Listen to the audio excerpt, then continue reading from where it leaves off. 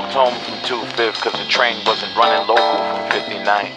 I turn on my block to my crib and I see this girl sitting in the same place. I see her all the time when I see her. Out in front of the building, on the stoop, top of the steps, smoking the stove. And she always be there. This time I stop. Her name is Lil Bit. It's written on her arm. That's what they call her out on the block. I'm like, what up, Lil Bit? How you? She like, hi, in a sweet voice, but you can tell she know how to curse real hard with the spit and all that. She be out there rhyming sometimes when I had passed on the stoop, spitting a hot 16, the language of the dreamers in the hood. I say to her, how the rhyme thing going? And she get that look in her eye I know all too well. That look that says, I've been doing this for too long and it ain't paid off yet. Waiting for the glamour, the cars, the money and the lifestyle, and that be the desire rather than the love of the rhyme. Now Lil Bit, she about 4'10", 24, look like she 14 years old, except in her face where you can see she hard, been through plenty and keep a scowl. She got a portrait of her son on her arm as well, proud. He's 4 and she said he's at that stage where he just don't listen, and she got a month-old too, and they all stay with grandma. She said, yo, I be trying to, get a record deal, but all these producers be wanting me to sound like Lil Kim.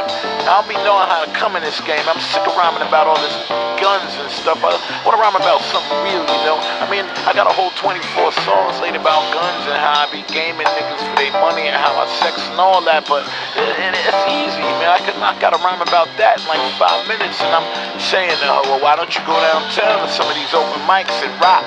But the idea of her leaving the block brought back to her conceived reality that was only made up of from here to 116. And I'm like, well, think about your 24 years on this planet and all the things you've been through in your life, your beautiful babies, and write that down in no flow, but just straight. And she said, I don't want to be bringing back all that pain. But that's what writing is for, I say, to let the pain out. You don't want all that pain to be kept all up inside you and turn around and then the pain come out in other ways you ain't got no control over. And she hear me, she been there. I seen it the other day when she might have had lost it on her son cause he wandered too close to the edge of the block. She like, I could spit you something I wrote a long time ago. I don't spit this hardly no more. And I'm like, yeah, rock. She don't need no beat, she just nod her head to the metronome up inside. She spit to me a story of her life, hard, about how she had to shake her ass cause ain't none of her kids gonna starve, and about how when she was 9 she was molested, about how she was raped in the bathroom in school. This life ain't no joke, I'm about done with any hope, she say, and I'm all up in her words like they was cutting through the sides of her mouth coming out. She finished and I see the glisten in her eye as I give her an awkward moment of silence to let her know I really feel her. I'm like, how long you lived here? She said, I done lived here my whole life, and she pointed to the apartment building we sitting out in front of.